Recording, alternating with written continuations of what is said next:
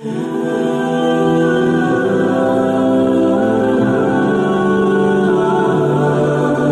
آپ وہ بھول گئے ہیں جب بیت المقدس پر یہودیوں اور صہیونیوں کا قبضہ ہوا تو انہوں نے سلطان صلاح الدین ایوبی کی قبر پہ آ کے ٹھڈے مارے تھے اور کہا تھا اٹھ اور ہمارا مقابلہ کر. صلاح الدین ایوبی کی زندگی میں تو کوئی ان کے سامنے کھڑا نہ ہو سکا. یہ اصل صلاح الدین ایوبی کی قبر کو ٹھڈا نہیں تھا، یہ امت مسلمہ کو جھنجھوڑا گیا تھا، اس کو اٹھایا گیا تھا. لیکن ہم نے کہا میاں ہم اتنے سو گئے ہیں، ہم تو سورہ اسرافیل سے ہی جاگیں گے، اس سے قبل تو ہم بیدار نہیں ہوگے. آئیے اب سلطان صلاح الدین ایوبی کی کہانی بھی سنتے. یہ اسلام کا مجاہد اعظم، یہ حلال اور صلیب کی جنگوں کا ہیرو، اور جس پہ امت اسلامیہ کو آج بھی ناز ہے، اور آج صدیاں گزرنے کے بعد یہ سینوں میں دل کی طرح دھڑکتا ہے. سلطان ایوبی کا نام آج بھی دلوں پہ نقش ہے، اور اس کا نام سن کے مردہ جانوں کے اندر بھی زندگی کی حرارت پیدا ہو جاتی ہے. اس کے زمانے میں ریجینالڈ بدبخت ایک انگلستان کے شہزادے نے حاجیوں کے قافلے کو روک لیا اور ان کا سامان لوٹ لیا. انہوں نے کہا ہم حج پہ جا رہے ہیں، تو نے ہمارا سامان لوٹ لیا، ہمیں جانے دے. تو اس نے دریدہ دہنی کرتے ہوئے کہا بلاؤ اپنے نبی محمد کو جو تمہاری جان چھڑائے. بس سلطان صلاح الدین ایوبی تک یہ بات پہنچی تو میں نے تاریخ میں پڑھا کہ وہ دانت پیستا تھا، اس کی آنکھوں میں خون اتر آیا، اور اس میں کھڑے کھڑے قسم کھائی کہ جب تک اس ظالم کو کیفر کردار تک نہیں پہنچاؤں گا چین کی نیند نہیں سوؤں گا. پھر پونے 2 سال کا عرصہ آپ سلطان صلاح الدین ایوبی کی زندگی دیکھے، جنگی مہموں کو ترتیب دیتا رہا، دن رات اس نے ایک کر دی، نیند قریب نہ آنے دی. جب نیند بہت زیادہ تنگ کر دی تو پھر وہ خیمے کی چوب کے ساتھ ٹیک لگا کے کھڑے ہو کر کے اپنی آنکھوں کی آگ بجھا لیتا، اور پونے 2 سال کا عرصہ اس نے چارپائی پہ لیٹ کے نہیں دیکھا. پھر وہ لمحے آئے کہ اللہ نے اس کی مراد پوری کی. انگلستان کے شہزادے لائن میں کھڑے تھے، اس نے شاہ گاما کو اپنی کرسی دی اور ساتھ کہا ہم جس کو کرسی دیتے اسے امان دیتے ہیں. پھر اس نے اس کے جو نائٹس تھے ان کو آپ خورم دیے، ان میں پانی دیا، کہا جس کو ہم پانی دیتے ہیں اس کو امان دیتے ہیں. پھر جب ریجینالڈ کی باری آئی تو بادشاہ کی رگیں پھول گئیں غصے سے. اس نے تلوار نیام سے باہر نکالی اور اس کی چھاتی پہ چڑھ کے اس کی گردن پہ تلوار رکھ کے اس کے ٹکڑے کرتے ہوئے کہا او کتے، تم نے کہا تھا بلاؤ اپنے نبی محمد کو، محمد عربی نے اپنا نوکر بھیج دیا ہے. اور اس طرح اس ریجینالڈ کتے کے 2 ٹکڑے کر کے رکھ دیے. یہ ہماری تاریخ ہے، یہ اور روشن تاریخ ہے. ہمارے اسلاف، ہمارے بزرگ اس دور کے شہنشاہ، اس دور کے بادشاہ اتنی جرأت اور اتنی عظیمت رکھا کرتے تھے. اور آج ہماری کمزوریاں نے دشمنوں کو دلیر کر دیے. کبھی ایسا بھی اندھیر آیا تھا کہ سر عام یوں توہین اور تنقیص ہوتی ہو پیغمبر حسن اور پیغمبر جمال کی، اور پھر 1 ارب 40 کروڑ انسان دنیا کے اوپر بستے ہوں. یہ بھی زمانے نے دن دیکھنے تھے. تو امت مسلمہ کی موت واقع ہو جائے اگر حضور علیہ السلام کی توہین باقی رہتی ہے. اس لیے امت کو پوری قوت کے ساتھ کھڑا ہونا ہے اور اپنے نبی علیہ السلام کی توہین کا بدلہ لینا ہے. اور یہ ممکن نہیں ہے جب تک جو ہے وہ ہم پوری دنیا کے اوپر غالب نہ ہوں. اللہ تعالیٰ امت کو وہ دن نصیب فرمائے کہ امت کا غلبہ اللہ تعالیٰ نصیب فرمائے. اس وقت ہمارا المیہ یہ ہے کہ ہمارے پاس عالم لیڈر کوئی نہیں ہے. عوام کے جذبے یقیناً دیکھنے کے. سیریا کے بچوں کو میں نے دیکھا کہ وہ چھوٹے چھوٹے بچے، انہوں نے ہاتھوں میں کتبہ پکڑا ہوا ہے، اور میں اس منظر کو دیکھ کر کے کتنی دیر تک سکتے میں رہا. اس کے اوپر لکھا ہوا تھا اقتلونا ولا تسبوا لنبینا، ہمارے ٹکڑے کر دو لیکن ہمارے نبی کو گالی نہ دو. ان بچوں کے درد کی کہانی کلیجے چیر رہی تھی. یہ محبتوں کا عالم. وہ اقبال نے کہا تھا چمن میں رخت گل شبنم سے تر ہے، چمن میں رخت گل شبنم سے تر ہے، سمن ہے سبزہ ہے باد سحر ہے، مگر ہنگامہ ہو سکتا نہیں گرم، یہاں کا لالا بے سوزے جگر ہے. اس وقت امت بے امام ہے. امت کے پاس جو ہے وہ کوئی ایسا شخص نہیں ہے جو امت کی رہنمائی کرے. ملک بھی خالی ہیں اور عالمی لیول پہ بھی ہم کسی امام سے محروم ہیں. اللہ نے وہ دن نصیب کرنے ہیں. ہم صفے سیدھی کریں، بس ہمارا کام اتنا ہے. صفے سیدھی کریں گے تو امام بھی اللہ بھیج ہی دے گا. اور وہ وقت آئے گا کہ اس کے جھنڈے نیچے ہم کھڑے ہوں گے اور ہم نے تاریخ میں پڑھا ہے، کتب صحاح میں موجود ہے، بخاری اور باقی کتابیں اٹھائیں، ہمیں اس وقت کی بشارت دی گئی ہے کہ جب عساکر اسلام ترتیب پائیں گے اور پھر امام بھی آ جائے گا اور پھر امت مسلمہ وہ بانکپن پائے گی کہ صحیح حدیث میں آتا ہے کہ اگر کوئی یہودی کسی پتھر کے پیچھے یا درخت کے پیچھے چھپ کر کے پناہ مانگنا چاہے گا تو وہ پتھر مسلمانوں مجاہدوں کو بول کر کے کہے گا ادھر آ، یہ ظالم میرے پیچھے چھپا ہوا ہے۔ وہ دن بھی اللہ تعالیٰ نے ہمیں دکھانے ہیں اور پوری امت کے اوپر جھنڈا جھولے گا تو آمنہ کے لال کا ہی جھولے گا انشاءاللہ۔ آ ملیں گے سینہ چاکانے چمن سے سینہ چاک، بزم گل کی ہم نفس باد صبا ہو جائے گی، شبنم افشانی پیدا کرے گی میری سوز و ساز، اس چمن کی ہر کلی درداش نہ ہو جائے گی، آسمان سحر کے نور سے ہوگا آئینہ پوچھ، ظلمت رات کی سیما پا ہو جائے گی، شب گریزاں ہوگی آخر جلوہ خورشید سے، یہ چمن معمور ہوگا نغمہ توحید سے۔ وہ وقت انشاءاللہ آنے والا ہے، بس ہمارا کام صفیں سیدھی کرنی ہے اور صفوں کو ترتیب دینا ہے، اپنے جذبوں کو مرنے نہیں دینا ہے اور یہ جذبے اپنی نسلوں میں بھی منتقل کرنے ہیں اور اپنی نسلوں کو بٹھا کر کے حضور کی عظمت کی کہانی پڑھا کے جانا ہے ہم نے۔ میں نے سیریا کے ان بچوں کو دیکھا تو میں اپنے بچوں کو بٹھا لیا، میں نے کہا بیٹے پوری دنیا کے اوپر حضور کی ناموس پہ حملہ ہے، بتاؤ ہم کیا کریں گے؟ تو میرا 5 سال کا بچہ ہے، مجھے حمزہ کہنے لگا کہ ابو یہ جو تلوار آپ نے لٹکا کے رکھی ہے بیٹھک میں، اس کے میں پیچ خود کھول سکتا ہوں اور یہ میرے ہاتھ میں دے، ان ظالموں کو میں کاٹوں گا۔ میں نے کہا بیٹے مجھے یہی تجھ سے توقع تھی، اس لیے کہ تیرے جسم کے اندر خواجہ دین محمد مصطفی کی غیرت کا خون دوڑ رہا ہے اور انشاءاللہ یہ ہماری نسلیں اٹھیں گی اور اسلام کے غلبے کا خواب ہم شرمندہ تعبیر کریں گے انشاءاللہ۔ تو اپنے بچوں کو بٹھائیں اور ان کو بتائیں اور ان کو حب رسول کے جام پلائیں، ان کے اندر محبت رسول انڈھیل دیں اور ان کے سینے کے اندر یہ حرارت پیدا کر دیں اور وہ امت کے لیے اور نام محمد کے لیے ہر قربانی دینے کے لیے آمادہ ہو جائیں۔ انشاءاللہ وہ وقت دور نہیں ہے جب پوری دنیا کے اوپر اسلام کا جھنڈا جھولتا ہوا نظر آئے گا۔ ہم نے اپنے جذبوں کو بہر صورت بیدار رکھنا ہے اور اگر انہوں نے توہین کی زبان کھولی ہے تو کروڑوں انسان حضور کی مدح میں زبانیں کھول لیں، صبح و شام وظیفہ درود و سلام کا لبوں پہ جاری کر لیں اور حضور کے نام کا جھنڈا اٹھائیں۔ یہ گلیوں میں، یہ چوکوں میں، یہ بازاروں میں یہ احتجاج یہ تو ایک معمولی کیفیت ہے، ہم تو اس سے آگے بھی اگر ہم بے بس ہیں، کر کچھ نہیں سکتے۔ سچی بات ہے، ہمارے اندر جو جذبوں کی کائنات ہے ان کو کچا چبا جائیں کہ جنہوں نے میرے آقا حضور نبی رحمت کی توہین اور تنقیص کی ہے، اس لیے جو ہم سے بن پڑا، جو ہم سے ہو سکا ہم نے وہ ضرور کرنا ہے۔ وہ کیا کہا تھا سودا نے کہ مجنو لیلا سے بازی نہ لے سکا پر سر تو دے سکا، کس منہ سے کرتے ہو دعویٰ عشق سودا، تم سے تو یہ بھی نہ ہو سکا۔ ہم نے دیکھنا ہے کہ ہم کیا کرتے ہیں، اس حوالے سے ہمارے جذبات کیا ہیں۔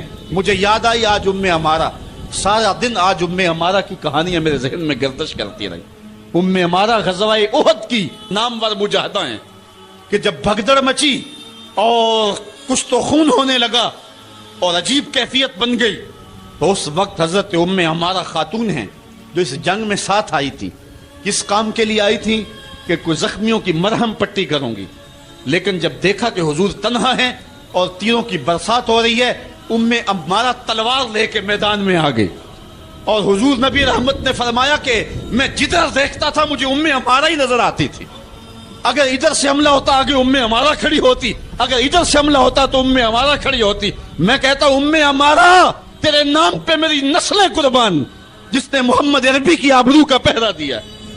اللہ اکبر۔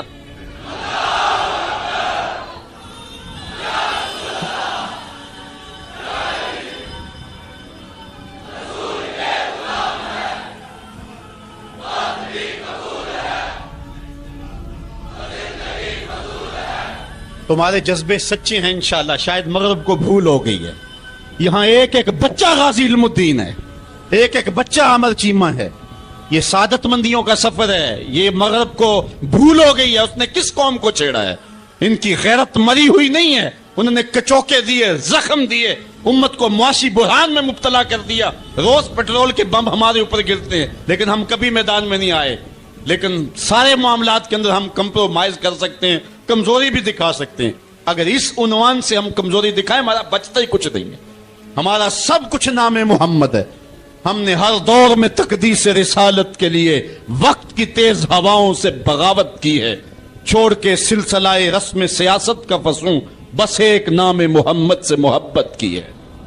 ہم نے عہد غلامی کرنا ہے حضور علیہ السلام کے نام سے اور انشاءاللہ یہ ہماری سعادت مندی ہے. ورنہ ہم نے وہ زمانہ بھی دیکھا ہے جس زمانے میں کوئی ایسا متنفس نظر نہیں آتا تھا جو حضور کے نام کا جھنڈا اٹھائے. یہ تاتاریوں کا دور ہے جب بغداد کو اجاڑا گیا, امت کے سر کاٹے گئے اور یہ حال تھا کہ منگول سردار نے کہا کسی مسلمان کا سر لاؤ, اپنے فوجیوں کو کہا نہیں تمہارا سر کاٹ کے لگائیں گے. ایک مینار تعمیر کرنا ہے کھوپڑیوں کا, اور پھر مسلمانوں کا پتہ ڈھونڈتے ہوئے لوگ ہاتھ میں پیسے لے کے گھومتے تھے کہ کسی مسلمان کا پتہ دے دو اس کا سر کاٹیں ہم. لیکن مسلمان ملتا نہیں تھا, کاٹ دیے گئے. دجلہ 3 دن تک خون بن کے بہتا رہا. یہ ہماری تاریخ ہے بغداد کی. اور پھر دجلہ کا بند توڑ دیا گیا. جو لوگ تہ خانوں میں چھپے تھے 1.25 لاکھ لاشیں ہم نے وہاں سے پھر نکالی. پھر وہ لمحے آئے کہ کوئی ایسا متنفس نظر نہیں آتا تھا جس کے ہاتھ میں اسلام کا جھنڈا ہو. تو ایک منگول سردار عیسائی ہو گیا, اس نے ایک عیسائی پادری کو بلایا اور کہا کہ اپنے مذہب کی تبلیغ کر تاکہ کچھ لوگ اور بھی ہمارے ہم نوا ہو جائیں. اس نے قسم پرسی کے سالم میں کہ اب کوئی شخص نہیں ہے جو اسلام کا نام لیوا ہو, تو اپنے خب سے باطنی کا اظہار کر دیا اور پیغمبر حسن و جمال حضور نبی رحمت کی توہین و تنقیص کا آغاز کیا. ابن حجر نے لکھا ہے کہ ایک کتا تھا جو خیمے کی چوب کے ساتھ بندھا ہوا تھا. جب اس نے توہین کا آغاز کیا تو اس نے بھونکنا شروع کر دیا. لوگوں نے کہا کہ یہ کتا تیری اس توہین کی وجہ سے بھونک رہا ہے. اس نے کہا نہیں ایسی کوئی بات نہیں, یہ کتا نسلی کتا ہے. واقعی وہ نسلی تھا اور میرا ہاتھ کا اشارہ پا کے غیرت میں آ گیا ہے, کوئی ایسی بات نہیں ہے. اس نے پھر توہین کا آغاز کر دیا. ابن حجر نے لکھا ہے کہ اس کتے نے زنجیر تڑوا کر کے اس پادری کے گلے میں جا کے دانت گاڑ دیے اور چھوڑا تب جب اس کو واصل جہنم کر دیا. اس منظر کو دیکھ کے 70,000 اس فوج کے سپاہی اسلام کے دامن میں آ گئے. اقبال نے اسی موقع پہ کہا تھا تو نہ مٹ جائے گا ایران کے مٹ جانے سے, نشائے میں کو غرض نہیں پیمانے سے, ہے عیاں یورش تاتار کے افسانے سے, پاسباں کعبے کو مل گئے صنم خانے سے. اللہ اپنے نبی کی آبرو کی یوں بھی حفاظت کرنا جانتا ہے. کون جانتا تھا کہ عامر چیمہ یہ کام سر انجام دے گا؟ وہ تو ٹیکسٹائل کی ڈگری لینے گیا تھا لیکن غلامی رسول کی سند لے کے پلٹا. میں نے غازی کے جنازے میں شرکت کی ہے. آپ نیٹ پہ جائیں اور وہاں اس کے جنازے کی تصویر دیکھیں یا کہیں تصویر آپ کو میسر ہو. جنازہ لوگوں کی انگلیوں پہ ہے, بھاری تابوت اور اس کے اندر اس کا جسد اطہر, لیکن ہاتھوں پہ نہیں ہے, آپ کو انگلیوں کے پوروں پہ نظر آئے گا. اور ایسے مناظر بھی دیکھنے والوں نے دیکھے کہ رش کی وجہ سے لوگ نیچے سے ہٹ بھی جاتے اور وہ پھر بھی ہواؤں میں تیرتا رہتا. آپ جا کے دیکھ لیں, میں کوئی ہوا میں بات نہیں کر رہا, بالکل انگلیوں کے پورے پہ میں خود شامل تھا. اور میری سمجھ میں اس وقت بات نہیں آتی تھی کہ یہ کیا ماجرا ہے, اتنا بھاری صندوق اور انگلیوں کے پوروں پہ. پھر ایک دن میں حضرت سعد بن معاذ کی کہانیاں پڑھ رہا تھا کہ ان کا جنازہ بڑا ہلکا تھا. تو پوچھا گیا تو فرمایا کہ سعد کے جنازے کو صرف انسان ہی جو ہے وہ کندھا نہیں دے رہے, فرشتے بھی کندھا دے رہے ہیں. غازی کا جنازہ ایسے ہوا میں تیرتا تھا جس طرح پانی پہ کشتی تیرتی ہے. میں نے خود غازی کی قبر کی پائنتی پہ ایک سید زادے کو روتے دیکھا اور وہ کیا رہا تھا, ربا میں تینوں اے نہیں کہندا مینوں عامر چیمہ بنا دے, میں کہنا دے قدماں دی مٹی ہی بنا دے. یہ سعادت مندی کی موت ہے, یہ خوش نصیب لوگوں کی زندگی ہے اور مسلمان اس کو اعزاز سمجھتا ہے. اس پورے حال میں کوئی ایک شخص بھی نہیں ہوگا کہ جس کے دل میں یہ آرزو نہ ہو کہ میں حضور کے نام پہ قربان ہو جاؤں.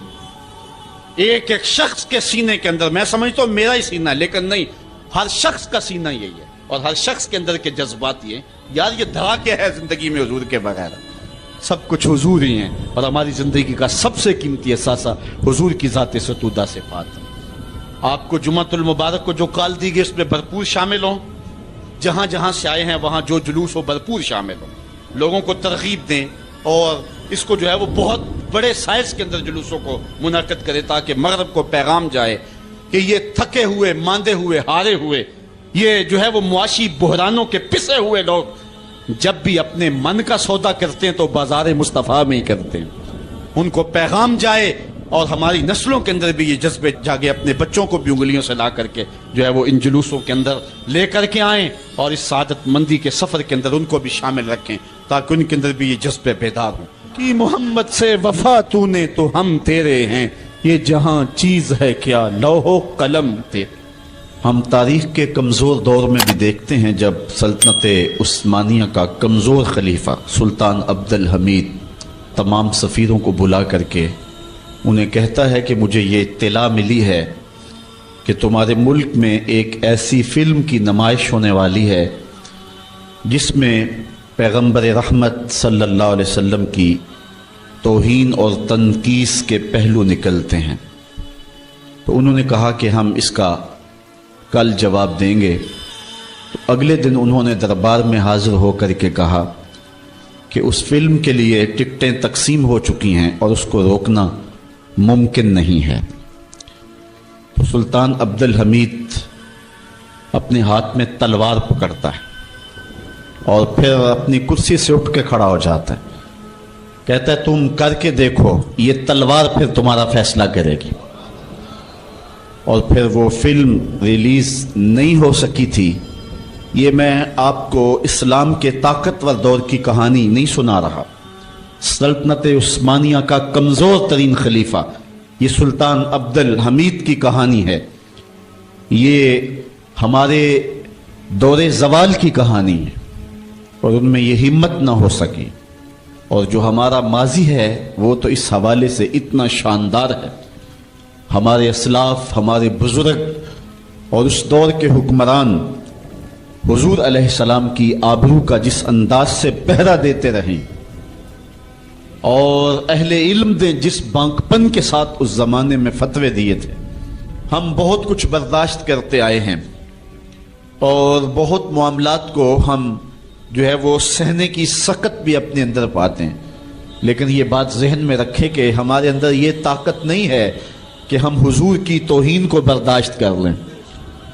ہمارا سب سے قیمتی اثاثہ اور کائنات کی سب سے بڑی دولت حضور کی آبرو ہے، اس کی جو بھی ہمیں قیمت دینا پڑی ہم ہر صورت کے اندر وہ قیمت ادا کر کے ناموس رسالت کا پہرا دیں گے انشاءاللہ۔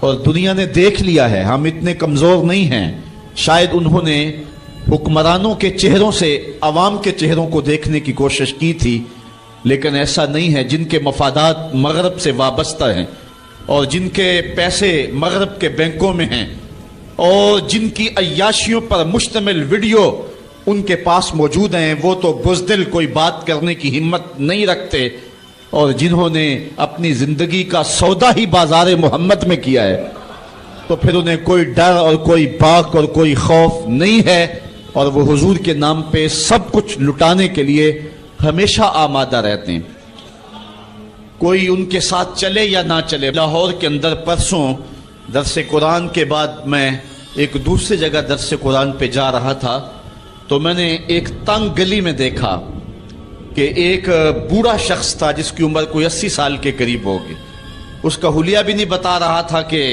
وہ کوئی مذہبی شخص ہے، اس کی وضاحت بھی ایسی تھی اور اس کا لباس بھی کچھ ایسا تھا، لیکن اپنے 10 یا 12 سال کے پوتے کو اس نے بٹھایا تھا موٹر سائیکل پہ اور پیچھے خود بیٹھا ہوا تھا اور ہاتھ میں پلے کارڈ اٹھایا ہوا تھا، اس اوپر لکھا تھا کالی کملی والے تم پہ لاکھوں سلام، اور وہ گلیوں میں گھومتا تھا اور اس کی آنکھوں میں جو آنسو اور چمک تھی وہ بتا رہی تھی اور مغرب کو پیغام دے رہی تھی کہ ہم گناہگار ضرور ہو سکتے ہیں، محمد عربی کی چوکھٹ کے غدار نہیں ہو سکتے ہیں۔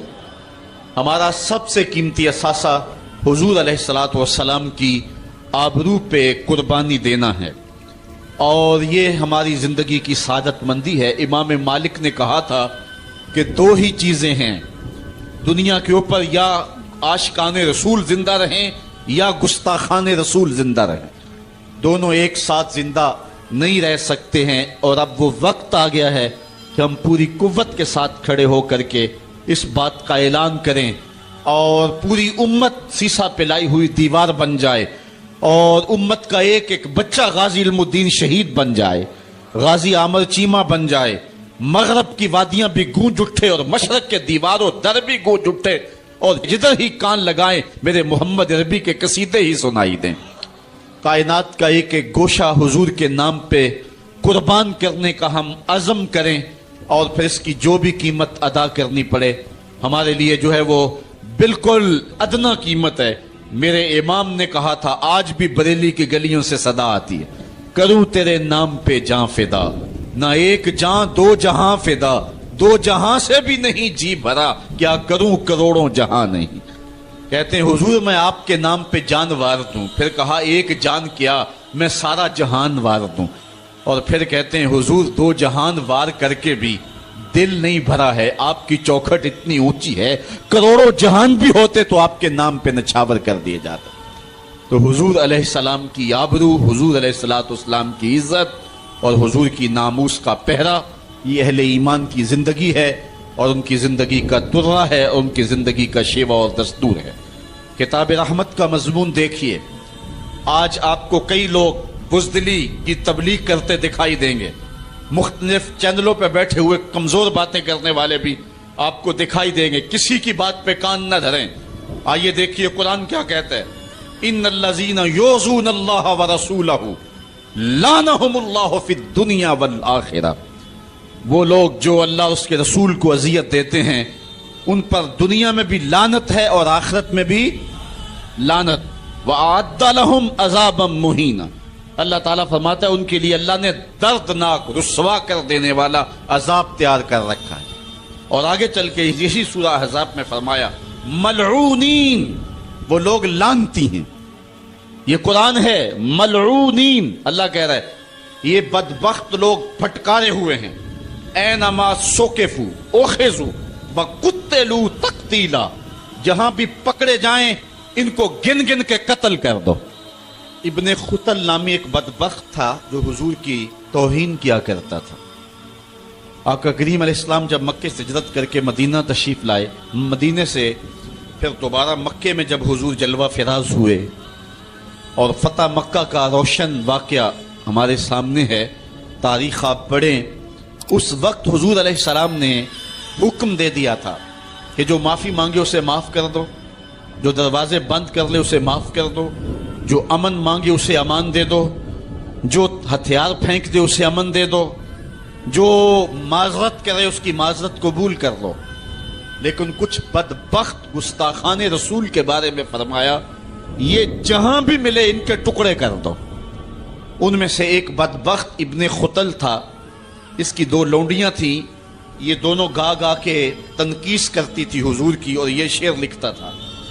ابن خطل جب حضور علیہ السلام کے لشکر کو مکے میں آتا ہوا دیکھتا ہے تو اپنی جان بچانے کے لیے کعبے کے پردے کے اندر چھپ گیا۔ اہل ایمان جب طواف کر رہے تھے تو کعبے کے پردے کے اندر چھپی ہوئی کوئی چیز دیکھی، انہوں نے ٹٹولا دیکھا تو ابن خطل تھا، پناہ تو اس نے کعبۃ اللہ کی دیوار اور پردے کے درمیان لی، لیکن حضور نے تو کہا تھا جو ابو سفیان کے گھر میں چلا جائے اسے بھی امن دے دو، حرم تو امن کا مرکز ہے ہی ہے، جو ابو سفیان کے گھر چلا جائے اسے بھی امن دے دو، اور یہ کعبہ کی دیوار کے ساتھ چمٹا ہوا تھا اور کعبے کے پردے کے اندر چھپا ہوا تھا۔ صحابہ نے عرض کی حضور ابن خطل یہاں چھپا ہوا ہے، فرمایا اس کو یہیں سے نکال کے قتل کر دو۔ چاہے زمزم اور مقام ابراہیم کے درمیان جو جگہ ہے یہاں ابن خطل کو قتل کر دیا گیا، اس ناپاک کے گندے خون سے حرم کی زمین کو پاک رکھا جاتا اور اس کو حرم سے باہر نکال کر کے قتل کر دیا جاتا۔ یہی قتل کرنے کا حکم دیا، کیوں؟ زمانے کو بتلانا مقصود تھا کہ حضور کا گستاخ چند سانسیں بھی زندہ رہنے کا حق نہیں رکھتا ہے، اس کو وہیں قتل کر دو۔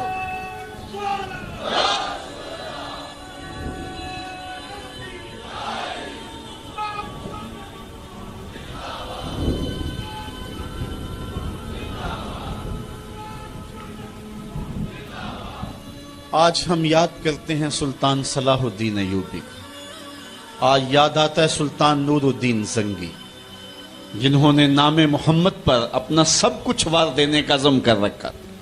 دنیا پہ کتنے حکمران آئے ہیں، آج دنیا ان کا نام بھی نہیں جانتی، لیکن کیا وجہ ہے کہ سلطان ایوبی کا نام لبوں پر آئے ادب سے پلکیں جھک جاتی۔